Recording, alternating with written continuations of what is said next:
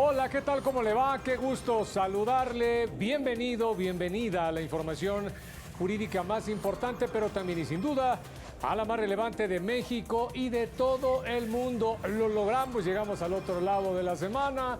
Hoy que ya es viernes 28 de abril de 2023. Ya se fue prácticamente este mes. Soy Oscar González y a nombre de todo este equipo de trabajo le damos la más cordial bienvenida y saludamos a mi compañera Nidia Díaz en la interpretación de lengua de señas mexicana. Hola Nidia, comenzamos.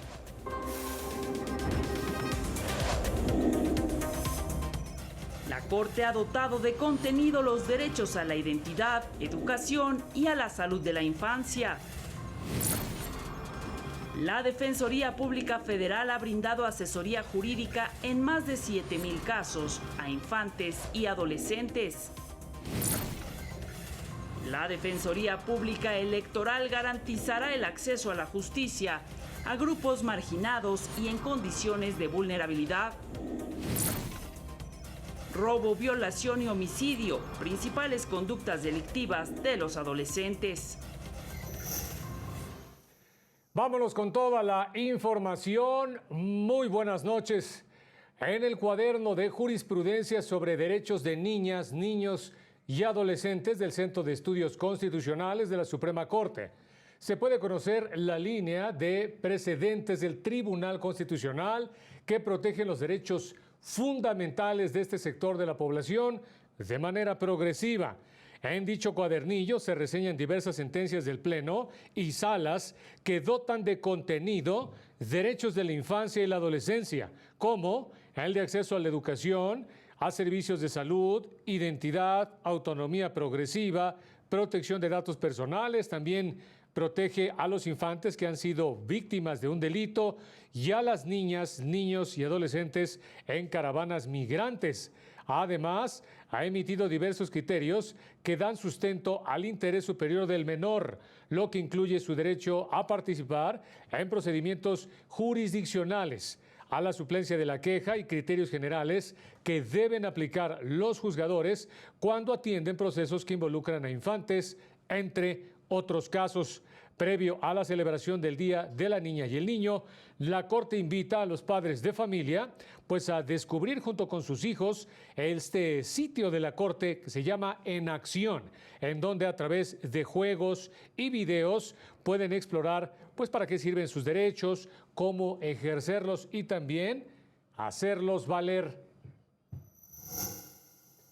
Y precisamente la Defensoría Pública Federal ha patrocinado más de 7,000 asuntos en los que están involucrados niñas, niños y adolescentes. Veamos. El IFDP y organizaciones de la sociedad civil que trabajan en la defensa de derechos de infancias y adolescencias realizaron un segundo observatorio ciudadano para, de forma conjunta, trabajar en favor de garantizar y restituir sus derechos. Actualmente, la Defensoría Federal tiene más de 7,000 casos que involucran a niños, niñas y adolescentes. Participamos cuando el juez nos designa como representantes especiales en un juicio de amparo. El juicio de amparo puede ser en materia civil, en materia penal, ¿me explico? Mayormente se dan en esos casos. Infancia migrante, víctimas indirectas por feminicidios, menores de edad trabajadores, jornaleros y víctimas de desplazamientos internos son otros de los temas que atiende con este sector las y los asesores jurídicos en las 32 delegaciones de la Defensoría Federal. Poder Informativo, Elsa González. Y durante un foro en el que participaron impartidoras de justicia se afirmó que existen poco más de 2 millones de infantes y adolescentes con discapacidad que en muchos casos se quedan sin atención médica al perder sus padres el empleo. Tardes a todas las personas que en materia de seguridad social, hace falta un apartado en la ley del IMSS dedicado a los menores con discapacidad a fin de que su atención médica nunca se interrumpa.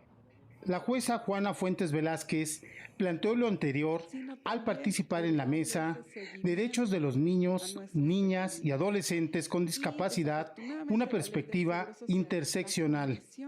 Desafortunadamente, la ley del Seguro Social, la condición que pone para otorgar ese servicio de seguridad social, la condiciona al estatus de asegurado. Por lo tanto, en el momento en que papá o mamá dejan de ser trabajadores incorporados al IMSS, en ese momento cesa el derecho al seguro social. La magistrada del Tribunal Agrario, María del Mar Salafranca Pérez, quien fungió de moderadora, informó que en México hay 29.3 millones de menores entre los 5 y 17 años, de los cuales más de 2 millones padecen alguna discapacidad. En la mesa también participaron Mariana Díaz Figueroa, directora de Promoción de los Derechos de las Personas con Discapacidad de la Suprema Corte de Justicia de la Nación, el abogado Ernesto Martín Rosas Barrientos y Adriana Gutiérrez Cirlos Díaz Mercado. Heriberto Ochoa Tirado, Poder Informativo.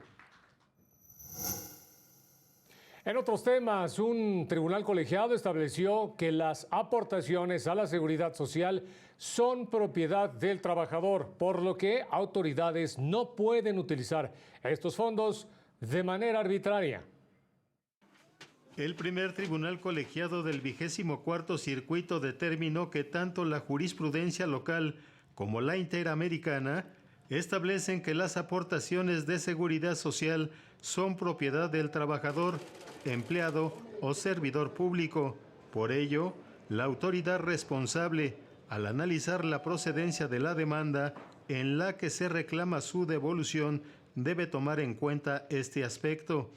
Agregó que cuando un trabajador realiza sus aportaciones a un fondo de pensiones, es como un salario anticipado para cuando sea inactivo o para sus beneficiarios en caso de fallecer, adquiriendo el derecho a una pensión, mismo que tiene efectos patrimoniales, protegidos por el artículo 21 de la Convención Americana de Derechos Humanos, disposición que no faculta al Estado para desviar las aportaciones del trabajador a otros fines y menos para disponer de ellas, evitando con ello el manejo arbitrario de las aportaciones del trabajador para la seguridad social.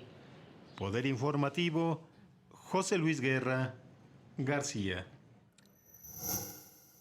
El Consejo de la Judicatura Federal modificó el acuerdo que regula su organización y funcionamiento. Esto con el fin de precisar las atribuciones de la unidad para la consolidación del nuevo sistema de justicia penal.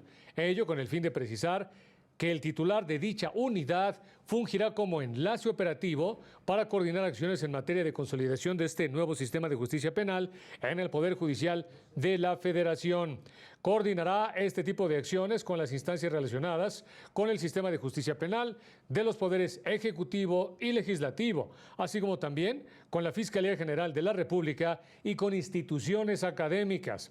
A la fecha, los órganos federales encargados de este nuevo sistema de justicia penal han atendido 408.676 asuntos e ingresado 119.813 causas penales, con 165.777 imputados. La magistrada Yanine Otálora Malasis aseguró que con la Defensoría Pública Electoral se brindará apoyo legal a sectores en condiciones de vulnerabilidad.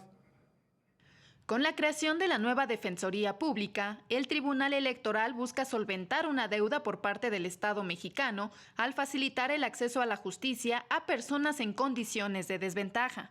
Y con esto lo que ha querido hacer el tribunal es ir cubriendo un gran vacío por parte del Estado mexicano, que es el de garantizar o mejorar el acceso a la justicia.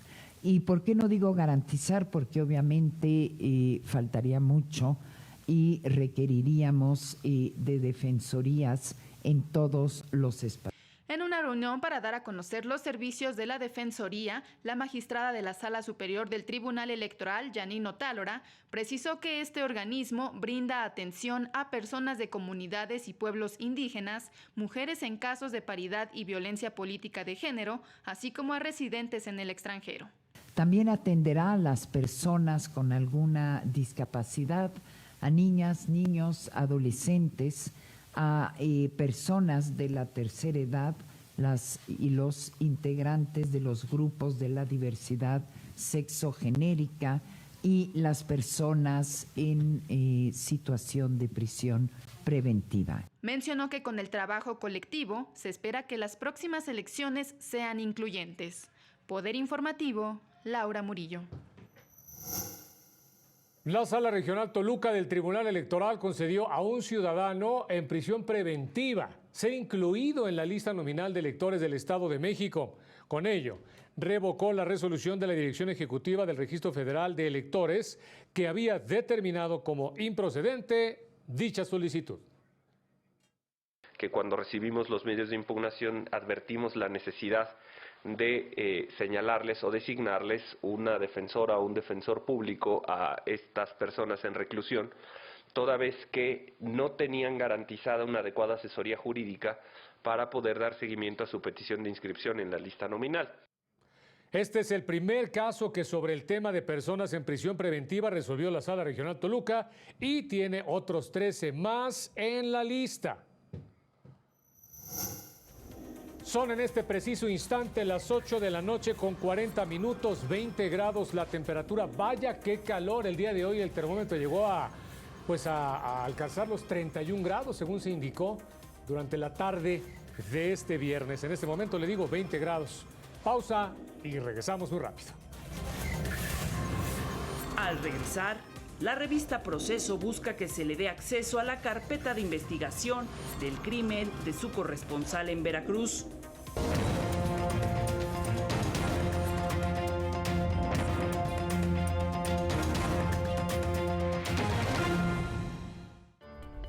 Conocer es tu derecho. Informarte, nuestra obligación. Por eso, ponemos a tu disposición un micrositio para seguir, paso a paso, el proceso de análisis sobre la constitucionalidad de las reformas político-electorales. Información útil y veraz. En tiempo real. Para que generes tu propia opinión. Visita supremacorte.gov.mx. Porque proteger la Constitución nos toca a todas y todos. Suprema Corte.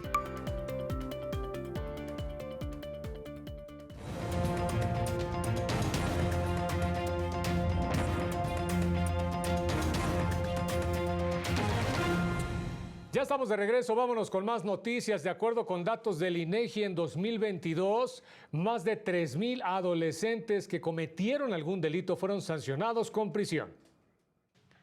De acuerdo con el INEGI, creció el número de adolescentes con sanción privativa de libertad de 2017 a 2022. Las medidas de internamiento, las cuales tanto para hombres y mujeres hay diferencias, incrementos respecto al 2017.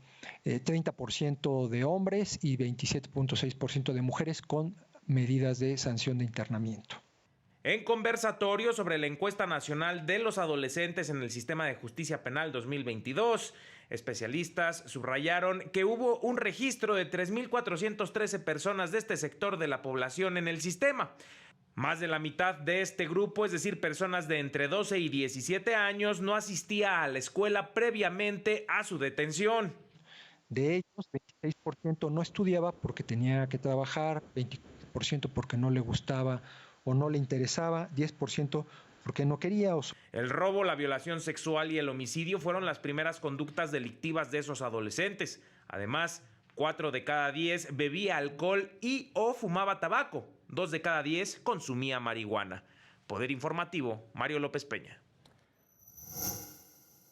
Datos de una organización de la sociedad civil revelan que el 40% de los estudiantes que han sido víctimas de acoso escolar no cuentan con ningún tipo de apoyo.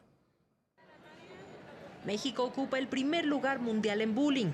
8 de cada 10 alumnos de primaria y secundaria son víctimas de acoso escolar y el 80% de los casos no son reportados a los maestros, alertó la Unión Nacional de Padres de Familia con motivo del Día del Niño y la Niña, del cual señalaron no hay cifras que celebrar.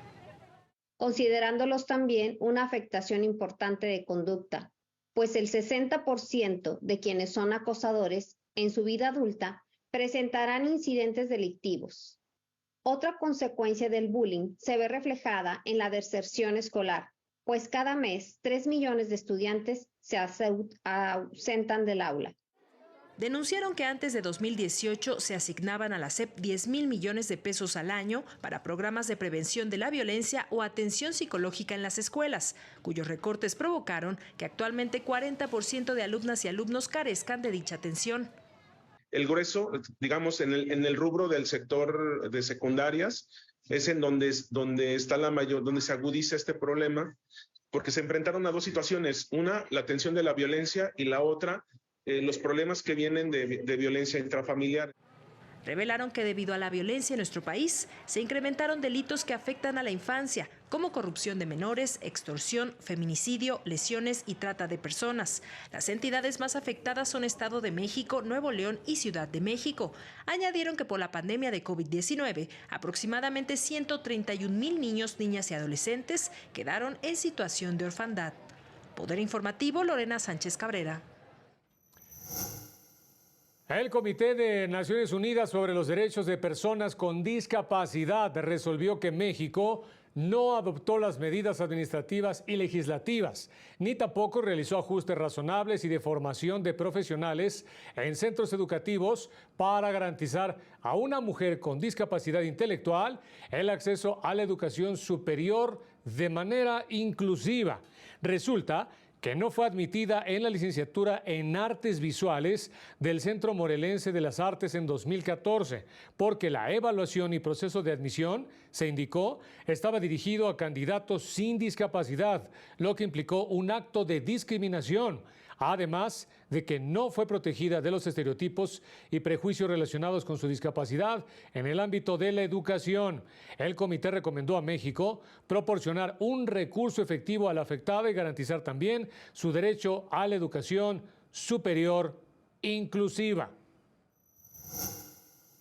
Oiga, la revista Proceso reveló que interpuso un recurso ante la Suprema Corte para que le permita acceder a la carpeta de investigación del crimen de su corresponsal en Veracruz. A 11 años del homicidio de la periodista Regina Martínez, el caso está en la Suprema Corte de Justicia de la Nación, donde la revista Proceso busca ser reconocida como víctima indirecta para poder acceder al expediente. Es un tema social, dadas las condiciones en las que se encuentra la situación, el ejercicio del periodismo en México.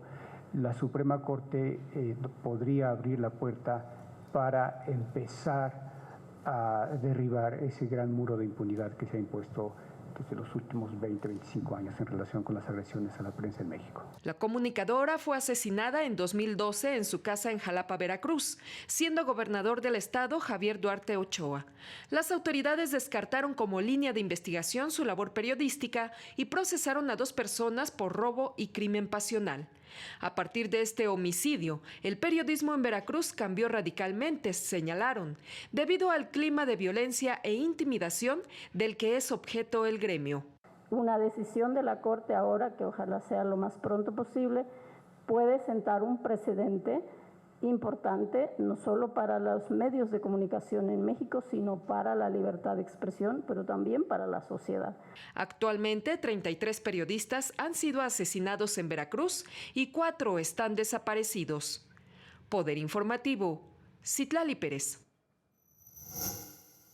La comisionada presidenta del INE reiteró que no incurrirá en prácticas nocivas. Esto en la definición del presupuesto que van a solicitar a la Cámara de Diputados para los comicios de 2024. La creación de la Comisión Temporal de Presupuesto 2024 del Instituto Nacional Electoral originó un debate al interior del Consejo General del INE. El representante de Morena, Eurípides Flores, reconoció el compromiso que hizo este jueves la consejera presidenta del INE, Guadalupe Tadei, para impulsar un presupuesto sin errores del pasado y sin excesos. Que en el pasado se habían establecido algunas prácticas indeseables, como la solicitud de presupuesto en exceso, es decir, le tiraban muy alto al número presentado a la Cámara de Diputados para tener un colchón que les permitiera aguantar un recorte. La consejera Claudia Zavala, quien presidió la Comisión Temporal del Presupuesto de este año, rechazó que en la solicitud de presupuestos anteriores haya habido excesos. pero descalificar el trabajo de que ahora sí se va a hacer así, eso sí creo que tenemos que dejar claro que en el Instituto Nacional Electoral siempre se ha pedido un presupuesto justificado. Y Presidenta, le invito a que usted revise las comisiones que tuvimos y todo el trabajo colectivo que se hizo, en el que puntualmente se fueron analizando las observaciones planteadas. La consejera presidenta del INE, Guadalupe Tadei, respondió. Le pediría a la consejera Zavala que, así como usted me pide, estar atenta y no hablar cosas que no son sobre el presupuesto, decirle que mi comentario en la Cámara de Diputados y en la Junta General Ejecutiva es el siguiente. En el servicio público se estila por lo regular incrementar presupuestos para que cuando se reduzca nos quede exactamente lo que requerimos. Mi promesa fue no estar en esas prácticas que por supuesto son nocivas para la República en general. Al final, por unanimidad, fue creada la Comisión Temporal de Presupuesto 2024 del INE, que será presidida por la consejera Carla Humphrey y que se encargará de gestionar los recursos que se utilizarán para la elección más grande en la historia del país. Poder Informativo, Juan Carlos González.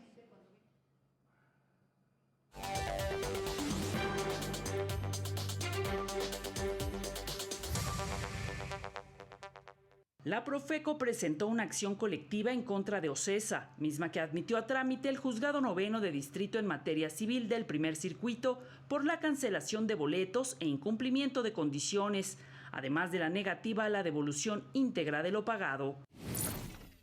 La Fiscalía General de la República dio a conocer que un juez de distrito condenó a 12 años de prisión al médico del Seguro Social, Gilberto N., por el delito de violación equiparada en perjuicio de una paciente en una clínica de Chihuahua. Además, deberá reparar el daño a la víctima. La Cancillería dio a conocer que en breve pondrá en marcha el programa de apoyo en defensa penal, con el fin de brindar asesoría a connacionales que purgan penas excesivas en Estados Unidos. Asimismo, aseguró que en 4 años se logró evitar o revertir la pena de muerte en 126 casos. El INE declaró válido y definitivo el padrón y listado nominal para las elecciones en los estados de México y Coahuila. 15.117.559 ciudadanos podrán emitir su voto en los comicios del próximo 4 de junio. 12.676.625 en la entidad mexiquense y 2.355.025 en Coahuila. Veamos ahora la magistratura en el mundo.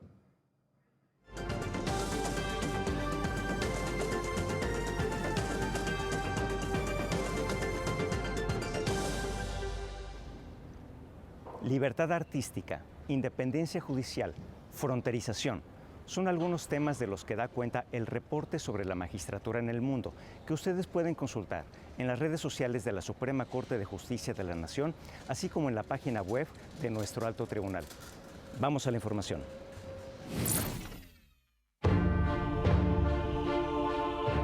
El Tribunal Europeo de Derechos Humanos declaró admisible la demanda interestatal de Georgia en contra de Rusia, país al que acusa del deterioro de la situación humanitaria en la zona fronteriza con Abjasia y Osetia del Sur, regiones que Rusia reconoce como estados independientes a pesar de la oposición de Georgia. El gobierno georgiano sostiene que Rusia ha llevado a cabo en la zona un proceso de fronterización que incluye la instalación de alambre de púas, cercas y torres de vigilancia, así como patrullajes militares constantes, y ha establecido un régimen muy severo de visado, que incluye detenciones ilegales y torturas. Para el Tribunal Europeo, esto es suficiente como evidencia de la repetición de actos que son lo suficientemente numerosos e interconectados para constituir un patrón o sistema en violación de artículos del Convenio Europeo de Derechos Humanos. El Tribunal de Justicia de la Unión Europea, por conducto de su vicepresidente, redujo el monto de la multa diaria impuesta a Polonia de 1 millón a 500.000 euros. En 2021, la Comisión Europea interpuso ante el Tribunal de Justicia un recurso por incumplimiento contra Polonia con la pretensión de que se declarase que determinadas modificaciones legislativas de la Organización Judicial de Polonia violaban el derecho de la Unión. Según la Comisión, esas modificaciones prohíben comprobar el cumplimiento de las exigencias de la Unión relativas a la imparcialidad e independencia judicial. En Polonia, llevar a cabo dicha comprobación puede calificarse como infracción disciplinaria. La Comisión indica que se ha atribuido a la Corte Suprema polaca una competencia exclusiva para analizar las cuestiones referentes a la falta de imparcialidad de quienes imparten justicia. Durante el procedimiento en curso, se condenó a Polonia a pagar a la Comisión una sanción coercitiva de 1 millón de euros diarios, multa que ahora se redujo a la mitad. Finalmente, en Alemania, el Tribunal Administrativo de Frankfurt resolvió que ni la ciudad ni el estado de Hesse tienen derecho a cancelar un concierto de Roger Waters en el Festhalle por las alegaciones de antisemitismo en contra del antiguo miembro de la banda Pink Floyd. El tribunal sostuvo que no hay indicios de que durante el espectáculo programado inicialmente para finales de mayo vayan a producirse actos delictivos como la incitación al odio. Durante la época nacionalsocialista, el enorme Festhalle fue usado como centro de detención de miles de personas judías antes de ser deportadas a campos de concentración. Al respecto, el tribunal agrega que, en vista del pasado de la sede del concierto, el espectáculo de Waters, si bien puede calificarse como de particular mal gusto, su actuación queda cubierta por la libertad artística, que, en este caso, solo tendría que limitarse si, durante el espectáculo, se produjese un enaltecimiento o una relativización de los crímenes nazis. Poder Informativo, Alejandro Anaya Huertas. Y continuamos con más información. Dice la Secretaría de Hacienda que en México todo va muy bien. Tan es así que en el primer trimestre del año, la economía registró un crecimiento casi del 4% a tasa anual. La economía mexicana se encuentra sólida y en franco crecimiento, aseguró el subsecretario de Hacienda y Crédito Público, Gabriel Llorio González, en la conferencia de prensa sobre la situación económica, las finanzas públicas y la deuda pública correspondiente al primer trimestre de 2023, así lo indicó. Se está experimentando un crecimiento por encima de las expectativas de los analistas y se encuentra en línea con las estimaciones de la Secretaría de Hacienda y Crédito Público desde el inicio del año. A pesar de los conflictos globales que estamos observando, México se está destacando de otros países o economías emergentes por su estabilidad económica. Informó que en el primer trimestre de 2023, el PIB creció cerca de 3.9% a tasa anual, mayor a lo previsto de 2.8% en el reporte pasado y en los precriterios económicos del paquete fiscal, en tanto que aceleró su crecimiento a 1.1% respecto al trimestre inmediato anterior, lo que representa, dijo, un crecimiento de 6 meses consecutivos.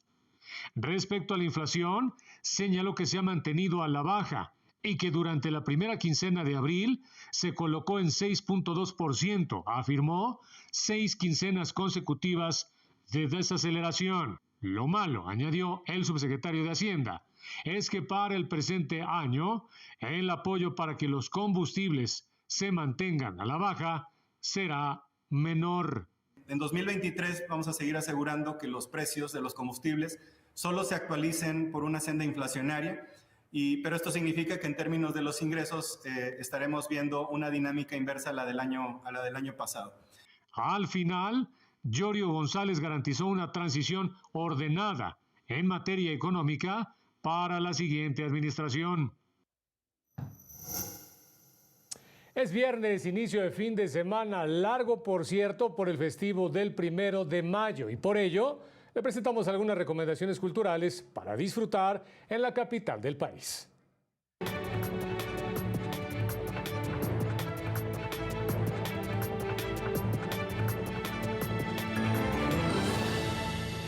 Este domingo 30 de abril, el Zócalo capitalino se convierte en un patio de juegos, con el Festival de las Niñas y los Niños.